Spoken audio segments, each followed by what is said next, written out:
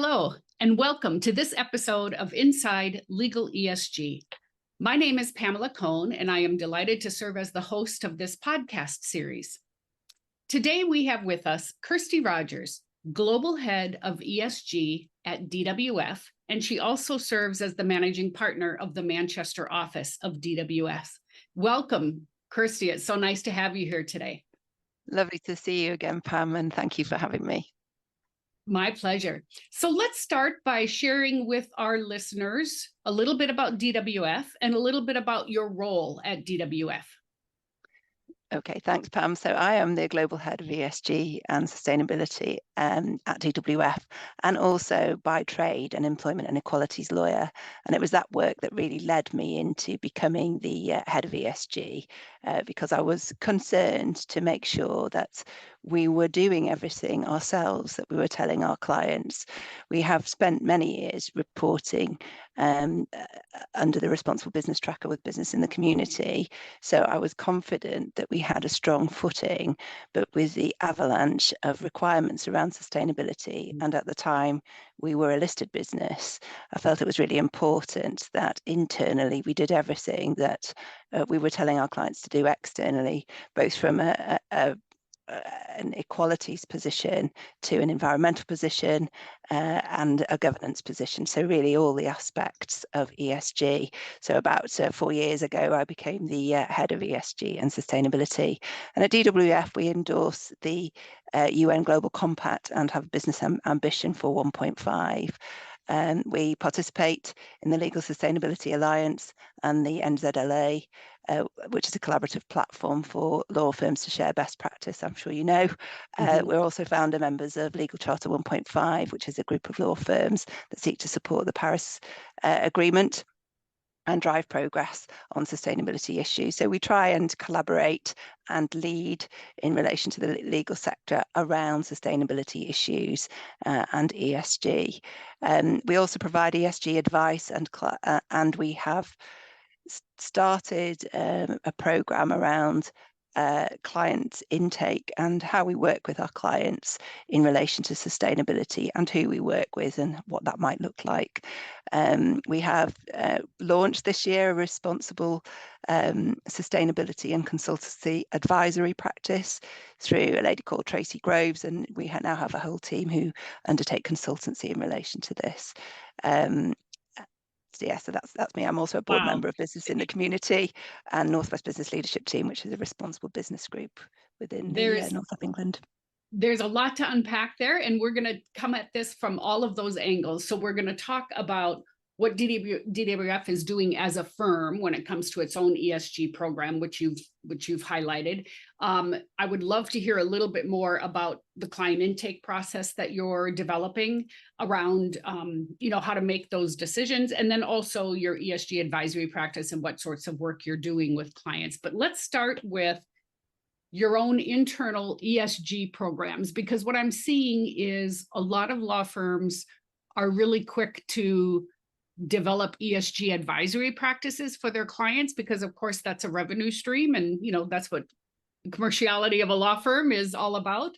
But they aren't so quick to apply some of those same practices, principles, policies, programs to themselves. But it sounds like you almost did it in reverse. You started your own internal journey first, and now recently have also started advising clients. So tell me a little bit about your internal journey. What prompted it? Was it the fact that you were listed at the time? But I think it probably goes back further than that. We were already and have been completing a responsible business tracker for about 14 years. But once we were listed, the reporting requirements on us became greater, and the integrity of that became higher.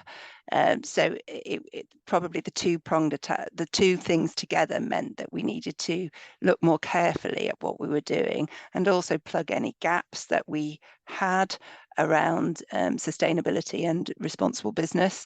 So we did a lot of questionnaires to try and identify any areas that we weren't properly focused on, put forward our submissions to the Science Based Targets Initiative, and we're fortunate enough to get them approved. did our first report on TCFD, and sort of aligned ourselves to the UN GPs. We were already aligned to them, but made sure that that was more tangible. We undertook, I think one of the first things we did was a materiality assessment, and we partnered with a third party organisation in relation to that, and it took us 6 months to sort of identify that. And from that, we highlighted the key performance indicators that we needed to demonstrate each of the different parts to the strategy. And then we sort of have like a mini plan around each of the 6 pillars of our ESG strategy. And currently we're in play with a review of the materiality assessment. It's been 2.5 years since it's been in, so we're doing a refresher at the moment to check that we're still on the right track, and to review the KPIs that we've set, update them, see what we've managed to achieve, what we still need to achieve, quite a lot, and where we go with that. And part of the pillars that we have is the work that we do with clients, and how we can support them in terms of their journeys, and also reassure them. And a big part of it is reassuring the clients that we're acting appropriately, because we're the scope 3 of the clients. Yep, So absolutely. it's sort of a virtual circle, really.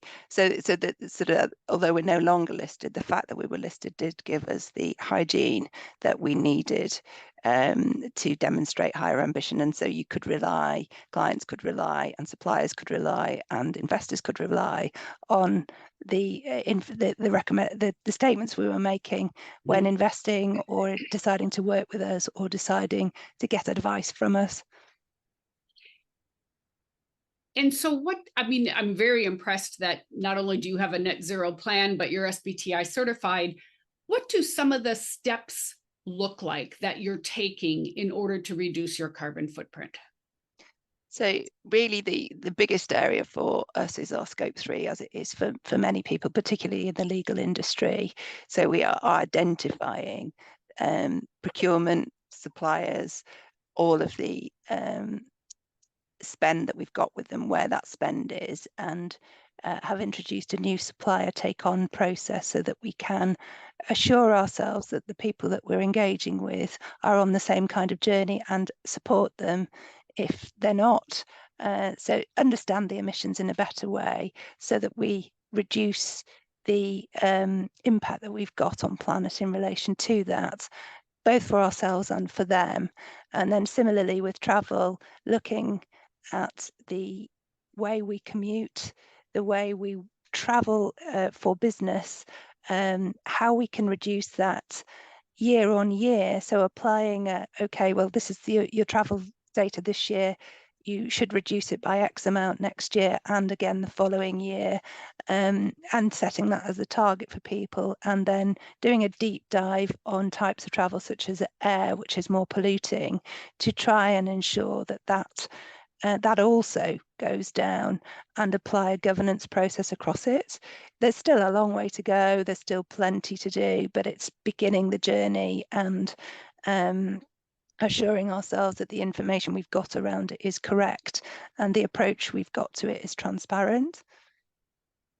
And are you getting internal pushback on that? Because when I work with my law firm clients, I often hear from the partners, well, we have to travel to see our clients, so that's not an option. I'm not going to give up my trips to see my clients. But what's interesting is when I talk to the clients of the law firms, they say, no, we're quite fine not seeing our lawyers on a quarterly basis. Thank you very much. But how do you incent the right behavior? So I think the starting point is we've got to have a pathway to net zero. We've got to have a plan, and these are the emissions, so they need to change. So these are the targets that we've got, and this is what you're measured against. You work out what you really think you need to do, what is absolutely necessary for your business to reduce that, and what isn't. And if you say you have to travel, that is, carbon is money. Apply that to your bottom line. Do you still think you need to travel? And sort of approach it in a way that people treat the travel as another form of revenue. And sometimes it is necessary. But if you take the decision that it's necessary, there should be the appropriate governance and explanation around it, and the the reparation for it. So it's sort of there's a several things to unpack, really. First of all, is education. Second is understanding that carbon is money, really, should be treated in the same way. Third, what's your business case in relation to that? Fourth, well, the other thing we have to do is the pathway to net zero. So how can you make sure that if you do that journey, you're doing other things, you're traveling with purpose, and perhaps you're not traveling somewhere else. What is the process? Now, that doesn't happen overnight. It's a sort of an ongoing process, but I believe in engagement, and I believe that people are seeing that the way the climate is, it's an absolute necessity to think about this. So, as we get more sustainable travel, this may become easier. If there are solutions that mean we're not emitting as much carbon by travel, then that will be a different measurement and a different journey. So it's all changing. But as we are where we are at the moment, you have to look at, well, how do we reduce, and how do we get to a place where we don't lose the importance of some face-to-face contact, and along with balancing that with the need to reduce carbon emissions. I love what you said, that carbon is money, because really it's another budget to manage, isn't it? My carbon budget this year is X, and I will make travel decisions against that budget in order to get, like you said, in order to reach our net zero pathway as well. And I think sort of approaching it on that basis is this is your decision to make. This is the pathway. Yep. This is how we've got to do it. You need to tell me, why you need that travel. Yep, exactly.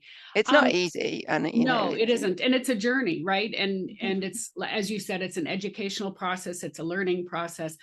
In some respects, the pandemic did us a favor, because it proved to all of us that we don't really need to get on a plane every week to do our jobs, right? Myself included. But I think the trick now is to not get sucked back into the way we always used to do things without thinking about the ramifications of that. So let's move on to client work. What kind of ESG advice and counsel do you see clients looking for? So a lot of the advice we've been giving is through our energy sector, so renewable energy finance. We do a lot of work in relation to that. We advise Net Zero Marine Services on the first ever electric shore power stations for vessels in the tidal Thames.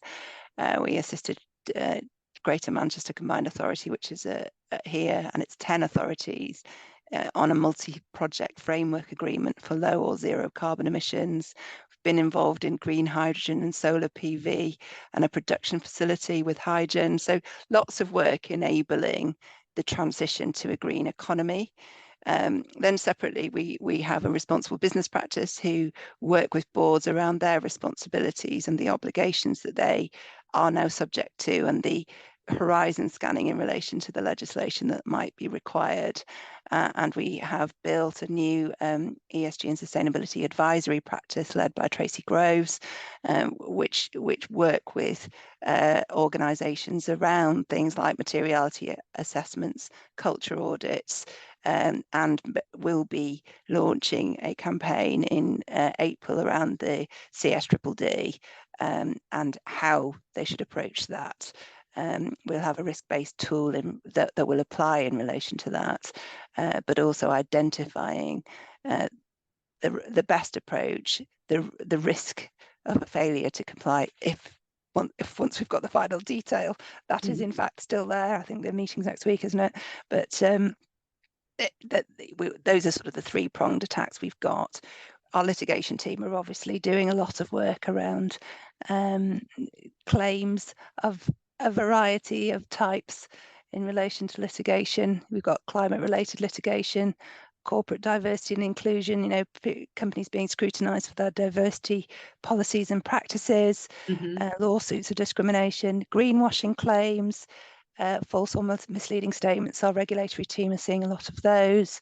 Supply chain responsibility, emissions reductions targets, and fail to meet stated targets is another area, and product misrepresentation. So lots and lots of litigation. which in various types is keeping both our regulatory and litigation teams pretty busy. The last time we talked a little bit about how there is so much around ESG that it's a real challenge for SMEs to figure out how to do this, how to staff it, how to track it, how to understand what it means for their business. Tell me a little bit about ESG for SMEs, and what advice would you give some of the smaller to medium-sized companies on how to even get started? I think it's really difficult for them. It's very difficult for everybody. It's quite overwhelming when you first get involved in the world of sustainability and the obligations under you. So I think the first thing for SMEs is to raise awareness and resources. They've got limited resources, so they just need to understand the relevance of ESG to them, and then take a more bespoke approach so that they take into account their size, their industry sector, and their stakeholder expectations. They don't try and do what the huge firms are doing. They do what's relevant to them. So sort of mini materiality assessment. And they focus on the specific aspects of ESG that align with their business context. I think still doing a materiality assessment is crucial, and they should look at sort of their business operations, their reputation, and how they can be sustainable for the future, and just ask simple questions like that, and then start to prioritize material issues. I think it's important that, all businesses has a business strategy, and treating that information from their materiality assessment as part of their business strategy and integrating it in that way will make it easier for them to think about sustainability. So, who they buy from, how they work, what their governance structure is, all those things are you might expect in their business strategy. Reporting is not mandatory for SMEs, but it's still quite valuable. So actually just recording what they're undertaking and the changes they make and how that improves over time will enhance any disclosures they later have to make, and means they're on a journey that they can share with other people. And then I think it's about collaboration and networks, working alongside other SMEs, but also bigger businesses to set, as you know, Pam, anybody's in this space is happy to talk about it till the cows come home. So it's, asking for that collaboration and discussion is actually a relatively easy thing to do, and not one they should shy away from, and seeing what other people are doing and just taking on board what they're doing. If they can apply it to themselves, that's an easy approach, and it prevents it from being overwhelming and all-consuming. But it's really important that we encourage the SME group to start the journey. Otherwise there won't be a just transition, there'll be a big gap. And in the SME clients that you work with, where does ESG sit? Where does it sit within an organization, and who is taking charge? What are you seeing? Because I get that question a lot. Who's supposed to be responsible for this? It depends. Quite often I see it in the HR teams. Quite often see it sitting with the HRD or the chief people officer if they have one, because it connects to maybe what their CSR projects are, or their quality aspects, or what they're doing in relation to how their people work. I also see it in the risk team. Quite often it's in the risk team, and understanding what the risk is if they don't start to embark on some kind of strategy connected to sustainability. But there is a lack of consistency across the board. It's different depending on the appetite that the SME have got, on the size they are, the education they've got, and the impact that not having a strategy will have if they don't include it. So that's probably why it's difficult to help people progress, because you don't actually know who to target, because it's not clear where it should sit. Right. And I think we're starting to see more chief sustainability officers, but there's still a long way to go in relation to that. Yeah, I agree. And you said earlier something that I thought was poignant, in that SMEs, for the most part, aren't obligated to report. I would say two things about that. Yet, the word Yeah. yet. But secondly, even if you are not obligated to report for regulatory reasons, often, well, you are part of your customers or client scope 3, and they Yeah. need your information and data in order for them to meet their reporting obligations. So, so I think it hits SMEs regardless of whether you are covered under the regulatory requirements. And that's a risk, isn't it? That if they can't report, are they going to be cut loose, which is absolutely not what's intended by the regulations, really. But it's definitely a risk because bigger organizations don't want to take the risk of engaging with a supplier who can't demonstrate compliance. I agree with that. And I also feel like the good thing, and this goes back to your collaboration point, is that so many companies, when they start this process with their vendors and suppliers, are helpful and nurturing and mentoring and collaborative about how to make progress on the journey. It isn't, at least not what I've seen, it isn't, you shall do this or else. It is, here's what we need to do. How can we work together to make progress? And it's actually one more, in my mind, it's one more way to deepen the relationship with your vendors and suppliers, or if you're a law firm client, with your law firms. So I think that's really a good component of it. And I think sort of our clients are also flagging to us that they expect compliance, but they're giving long lead-in periods. So what I'm seeing is the expectation is we'd like you to be science-based targets approved by 2027 or 2025. You know, there are longer lead-in periods, but notice is being given now so that people can get on board and start to make the journey, because what's really clear is none of this is an overnight fix. It's a journey and education plan, and then got to embed the policies and operationalize the statements that you make and the commitments that you make. So you can't do it straight away.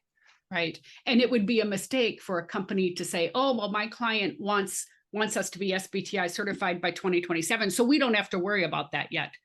No, yeah, absolutely. The thing is, you got to get started now in order to reach that pinnacle in 2027. Yeah, and there's a queue at the SBTI as well. So yep. Yep. Well, that's another straight point, away. right? Yeah.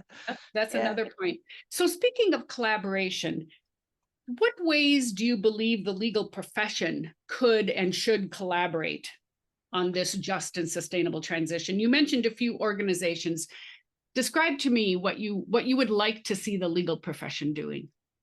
To be honest, I think we're already starting to do it in a lot of ways. Even the discussions with you, Pam, are evidence of that. But we have a number of organisations, and the trick is to make sure that they don't compete with one another. We have the Net Zero Lawyers Alliance, we have the Legal Charter 1.5, we have the Legal Sustainability Alliance, and they all do slightly different things. But you see quite an increasing number of law firms taking part in those groups, so that you can build the same education, you can build the same information and cascade it within your firms. You can collaborate together in terms of things like pro bono initiatives to do better and to understand better. You have the Chancery Lane project in the UK, where we identify commercial clauses for contracts which are favourable in terms of carbon, and you using those, getting everybody to use those in contracts is indicative of a collaborative effort to make sure the dial is moved. I think what I've seen in terms of the people who are on the groups is that collaboration is much greater in ESG and sustainability than it has been in other areas, because we need everybody to improve. So you don't have the same inclination not to share. Everybody wants to share what they can, subject to any competition law, and it everybody understands that the legal profession has a crucial role to play in advancing a just and sustainable transition. So they're looking at legal advice, compliance and disclosure, making sure we provide competent advice, that we understand what that means in this context. that we look at raising our voices and making statements around awareness on environmental laws and regulations, on the importance of sustainability, on carbon and its impact on the climate, and also on biodiversity. So the more we can talk about what's happening and the impact it will have and the requirement to comply with legislation, the better it will be for everybody in the sector, but also all our clients and suppliers and the people who work in our businesses who can cascade it more widely. So, you know, the role we have to play is quite big in that respect. Then I think there is the collaborating with governments and regulators, so feeding back in relation to changes that are proposed in relation to policies, to making sure that there's compliance with those regulations and policies as they come in, helping clients to ensure that they comply with the policy requirements and the regulations, and looking forward to what might be coming down the track and making sure people are ready for that. So there's a lot we can do to ensure that risk is minimized around compliance. I'm just trying to think what else we would do. I'm going to ask, Yeah. go ahead. Oh, I was going to ask one more question about something you mentioned earlier on, and that is client intake, because I think one of the things all professional service firms have to be aware of is the scrutiny of what is called advised emissions. Like, what kind of work are you doing for such and such a client? I don't think it is, I don't think it should be a blacklist for all oil and gas companies. And if lawyers represent oil and gas companies, they're bad ESG corporate citizens. Rather, what type of work are you doing for oil and gas companies? If you're helping with the transition, go for it. If you're working with those oil and gas companies to fight carbon regulation, that's a different type of legal work. So one of the things I think law firms are looking at is, how do we decide what type of work we are willing to do? And you, since you mentioned client intake at the beginning, I would love to hear how DWF is thinking about this.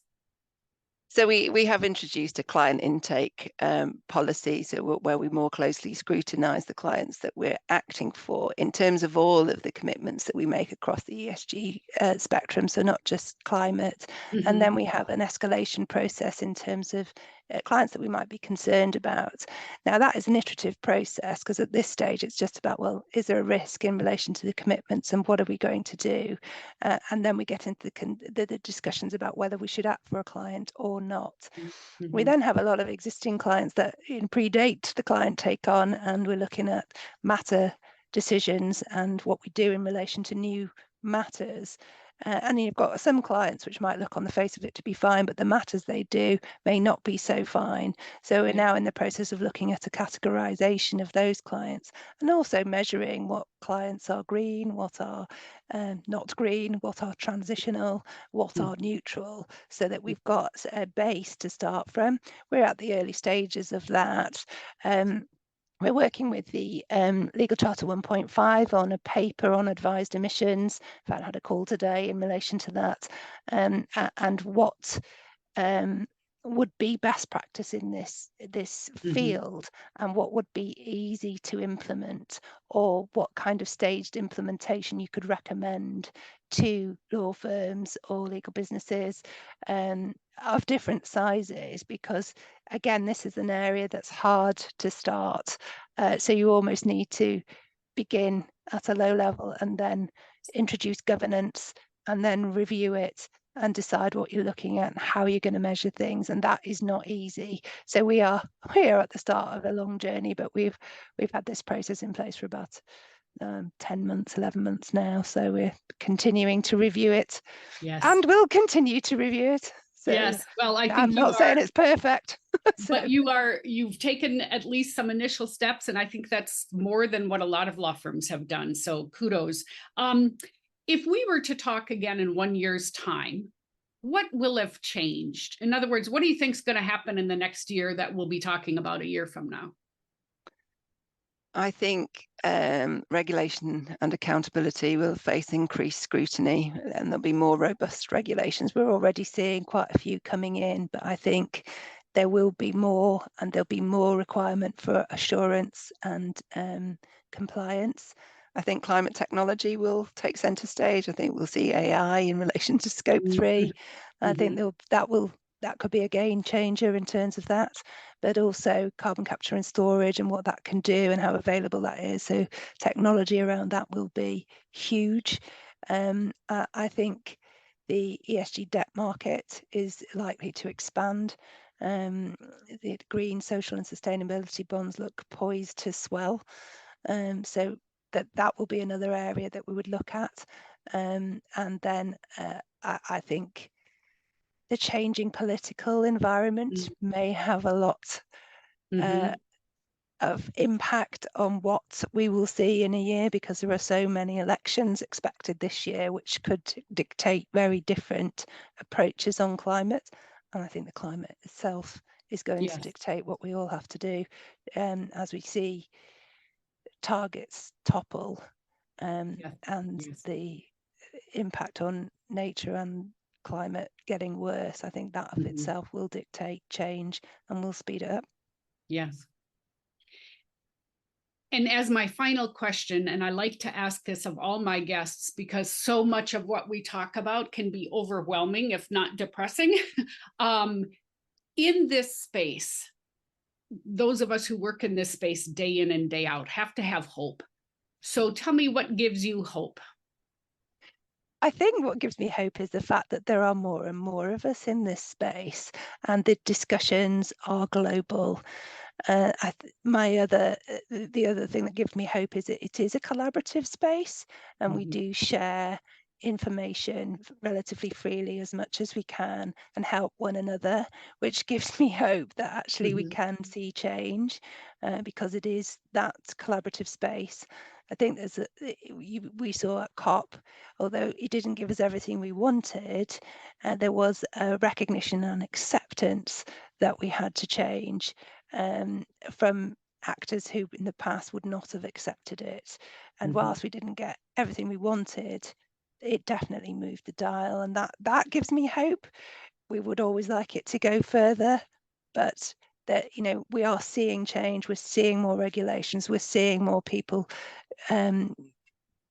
committed to it, and we're seeing that business is on the whole very much behind it.